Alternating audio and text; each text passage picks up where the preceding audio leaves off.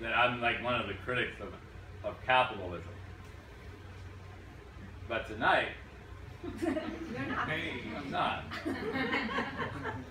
Like clapping is nice, but buying books is better, man. So if you clap, that's cool. If you buy a book, that's even better. So you should participate in capital tonight. Late market capital. It's for you. It's never done anything bad to anybody. This book, this is, I just got a short piece published in Western Humanities Review. It just came out the other day. This is called The Work of Fire. And I'm just going to read like a little excerpt from it so we're not just standing here all night, so you can look at the photographs and enter the drawing if you want to enter the drawing. But The Work of Fire is a homage to Maurice Blanchot, the French philosopher who wrote while alive on fire, and then eventually died from fire. Yeah, I know. And it's also a homage to Faulkner, because Faulkner is so much in my blood that I'm convinced that Faulkner is actually not from the South, but he must have grown up in Pittsburgh and lived along the Monongahela River and hung out back in the day with me. And when I die, which might happen one day, the first thing I'm going to talk to Faulkner about, because I know I'm going to the exact same place that Faulkner is, whether it's heaven or hell, I just know it's the same place because of our books, and we've done the same thing in many parts of our lives. But I think the conversation we're going to have is about how he's from the South when he has such a Pittsburgh voice. Like if you take Faulkner and Johnny Weidman and August Wilson and you put all these people together, you know, it resonates from Pittsburgh. So this story is about a guy who has just come back from the Vietnam War, pretty much severely damaged, and he wants to buy a house. And he wants to buy a house that's close to his sister's house, but not too close so people talk. I'm going to make you buy my book to find out what that's about. But it's not good. It's kind of wrong. Okay? But if you understand Faulkner, you understand why it's like wrong, but it's also really, you know, beautiful illusion, and it gives English professors something to do with their lives. Because what would an English professor do if we weren't hiding meaning from young people? I mean, seriously, they walk into a classroom and they go, I got nothing. So what I do is I hide as much shit as possible, and that way I help capitalism by keeping an English department vibrant. You should say thank you now. You know, like some of you are like studying, some of you are English professors. You're like, you should say thank you. You should. But you're not going to.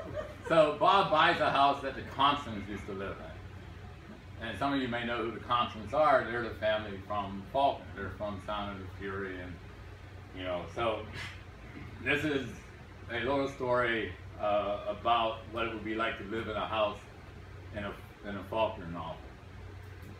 And those kinds of houses are just, well, they're interesting houses. Let's just leave it at that, right? Years before Bob returned from Vietnam, the Compson house caught fire and burned completely to the ground. Nothing remained of the house or of the family, aside from ashes and a few scattered rumors. The house disappeared from the earth. This fire that put an end to the Compsons was the kind of fire that burns fire. It burned so hot that the firefighters thought it would destroy the entire neighborhood, but through divine intervention or something else holy and unspeakable, or perhaps through something unholy and most likely too evil for words, only the Compson house burned and burned and burned. Neighbors say that fire burned for years. Some say it is still burning, that it will always burn, and that nothing will ever be settled. Those flames leapt up into the sky as if they were seeking enlightenment or redemption. Houses on either side of the Compson house were unharmed. The walls of those houses did not even become warm. Children stood in their yards watching the flames reaching out of the earth toward their heavens. Their parents told them to be careful, to not get too close to the flames. In even softer voices, they told their children to pray and to be thankful. God is good. God is kind. There are lessons to be learned. And all that fire had grown tired of being fire. It just quit on itself. Only a scorched hole in the earth and a small pile of ashes remained. Nothing else. No charred wood, not a refrigerator or a stove, not sad, abandoned mementos, nothing. The house and everything in it had been reduced to a single pile of ashes. everything that everyone wished could be forgotten, but that would never truly be forgotten, rested in those ashes. The Compson family was missing. They still are. Years later, a new house was built where the Compson house once was, and a man named Bob bought that new house when he returned from the Vietnam War. With that Compson house burned down into the earth, no one who remained in the neighborhood held on to any sort of belief.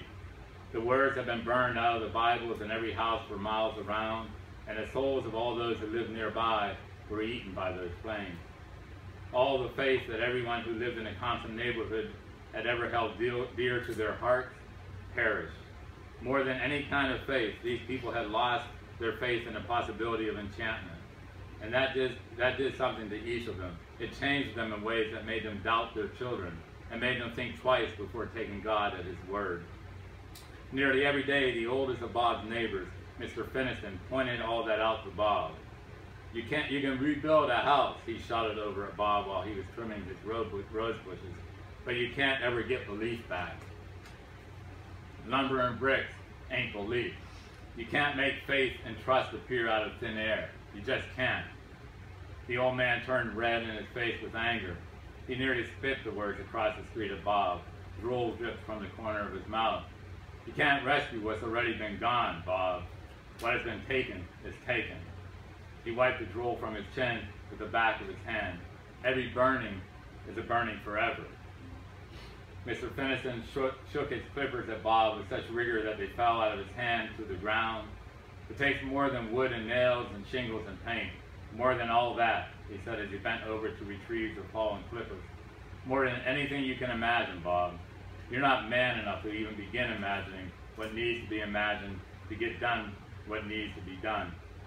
There's no resurrection, no rising from dead ashes. The old man spit at the ground. You ruin it for all of us. He turned his back to Bob and cut into the stem of one of those rose bushes like he wanted to destroy the damn thing, kill it, send it back to the great beyond.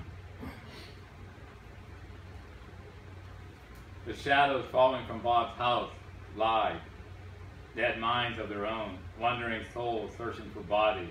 The pain the Compsons could not take with them into the afterlife waited in those shadows. When shadows extended from Bob's house onto the sidewalk, neighbors tiptoed around the edges of them so as not to step on them or in them, or worse yet, to fall down into them. They feared it was possible to become lost, to become forgetful, to drown in those shadows, and they feared what that drowning might do to them. When the shadows disappeared at night, the neighbors became more troubled. In the light of day, they could see where they marked the sidewalk, the lawn, their bodies. At night, the shadows continued to mark the earth, but they disappeared into the dark beneath the dark. The night cannot form shadows. The night can only hide them and make them that much more dangerous, the way the past shadows your heart, there and not there. Some mornings, faint whispers of smoke came out of the ground in Bob's front yard.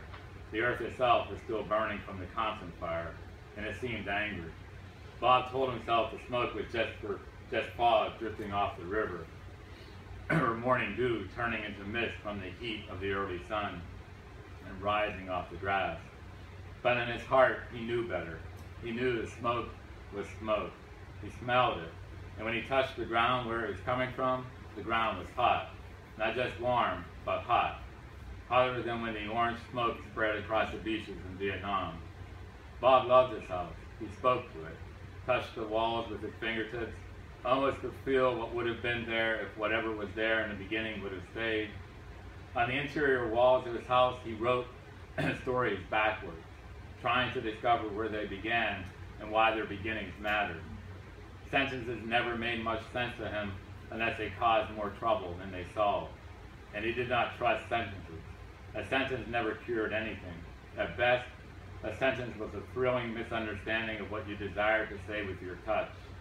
He believed that each sentence had a shadow sentence, one more powerful than the physical sentence itself. In his front yard, he carved his dreams into the trees, not his hopes for a future, but his dreams that haunted his sleep. He carved the words of his dreams into the trunk of the trees and into the limbs in handwriting so small that his dreams were nearly invisible. He was careful not to harm the trees. He wanted his dreams to live with the trees. He felt it important to have his dreams become a part of time, of weather, rain, sun, snow, and part of the seasons, blossoms, leaves, the falling of leaves. His front yard was a green world. Bob casually dropped seeds on the ground and they flowered. Most mornings he sat on his porch with his greens in the trees and with his flowers sprouting in the most unexpected places. His backyard, where the Compton twins played with each other, he spit onto the dry earth, hoping something would grow. But the dirt resisted. Nothing grew in his backyard. God had made that patch of a yard for keeping the dead dead.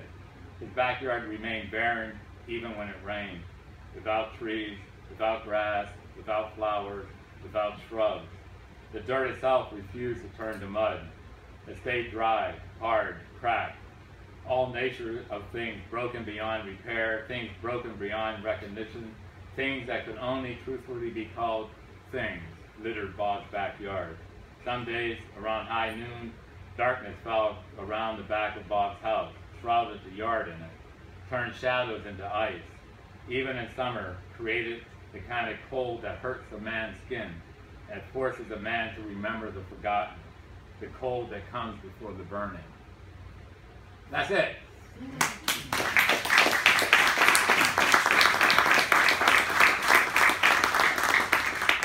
So you can drink some wine, like, and I won't make fun of you, seriously. Like, okay, I'll make fun of you, but you can drink some wine, especially if you drink white wine, because that's just insane, you know. But if you can have wine, you can have about, each of you could probably have about 12 nuts. That'll be enough to go around, and you can have 4 cookies, but you should eat some stuff because that's what it's there for.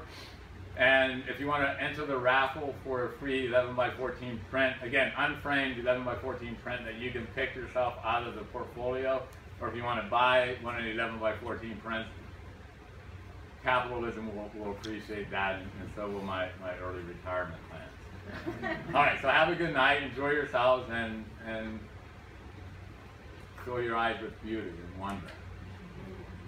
I'm done now. You don't have to clap again because we got the clapping thing right. Like, the clapping thing is really cool, but like the buying thing is like so much better.